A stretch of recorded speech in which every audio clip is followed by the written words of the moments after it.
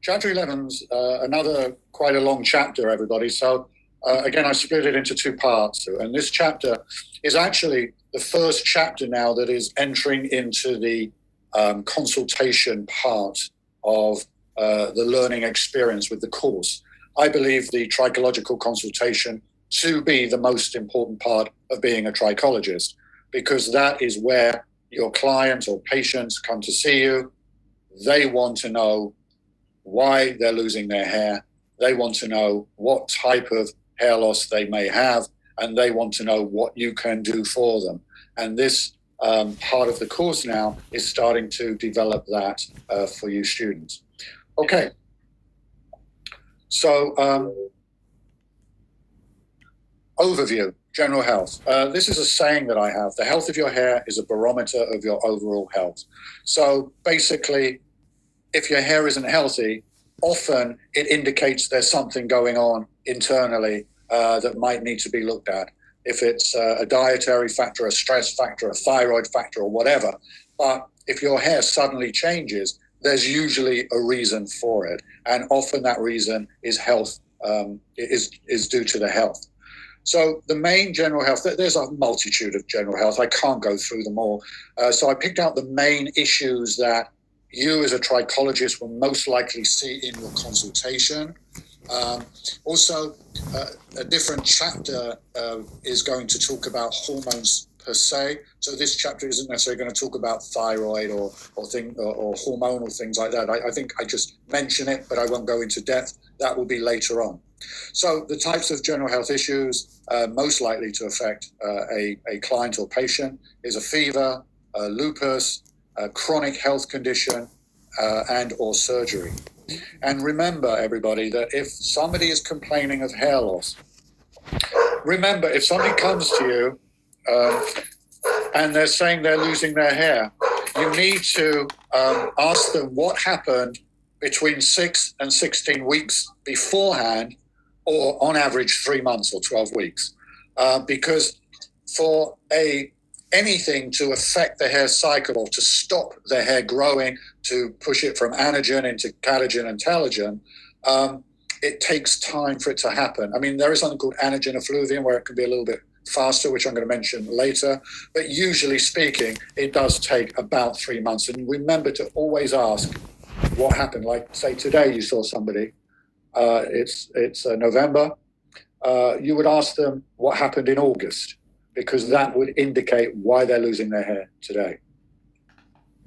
Exactly. So general health, fever. So fever, as you all know, refers to body temperature that is above normal. That is 98.6 or 37 degrees Celsius. There's the other ways to measure. Some of them are not quite so pleasant as putting the thermometer in your mouth. And don't forget, during the day, if you keep taking your temperature during the day, it will fluctuate quite normally. So fever becomes medically significant when the body reaches about 38 degrees Celsius, which is just over 100 degrees Fahrenheit. Anything below that is actually known as a low-grade fever. You still get the chills, but you don't actually have a temperature per se. The body temperature is set by the hypothalamus, which is attached to the brain stem, and is balanced between tissues and the heat the body loses. So how much it gains because of muscle movement, because as you know, if you move your muscles, if you exercise, you produce heat. So the balance between that heat that you produce and the heat that you might lose if you go out into the cold, let's say. It actually, one of the reasons why we do get a fever is that it is a natural defense, because certain bacteria and viruses cannot live at a higher temperature. So that's why the body's temperature rises, to try and kill the bacteria or the virus. But you can get a fever if you have sunburn, rheumatoid arthritis, and certain medicines such as antibiotics or high blood pressure medicines, they can increase your temperature.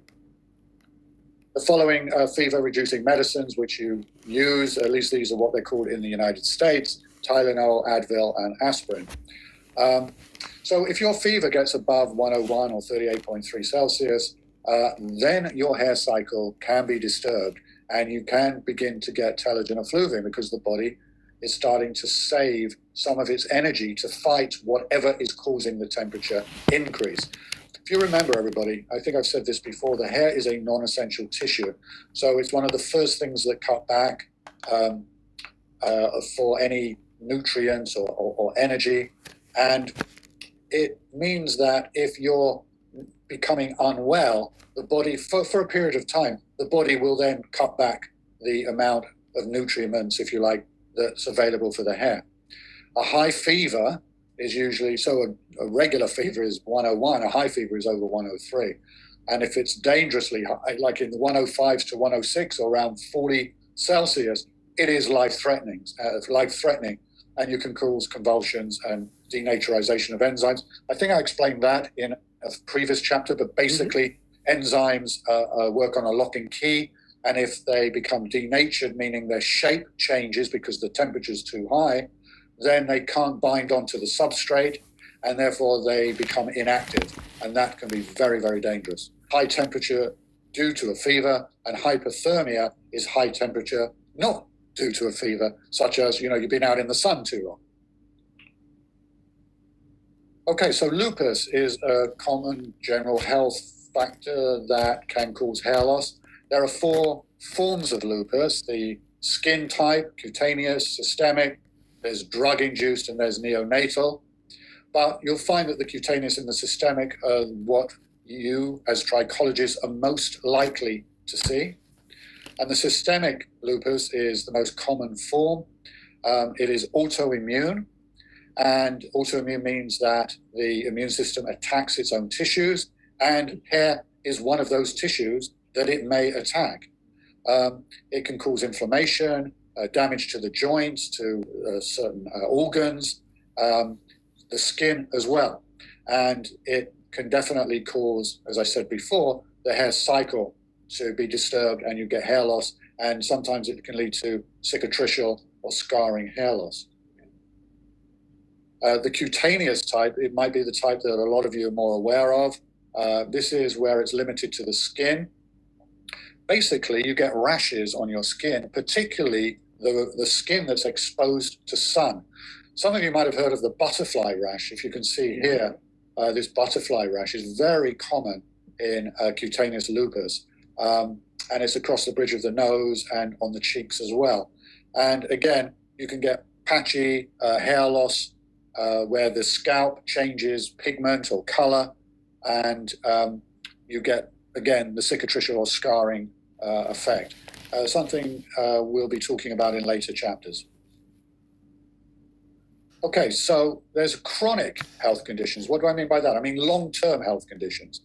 Sometimes they are there with you and you live with them, but by living with them, sometimes they can affect the hair cycle as well. So these are often hidden disabilities. Sometimes you don't remember what they did. There is the regional anesthesia, which is a whole area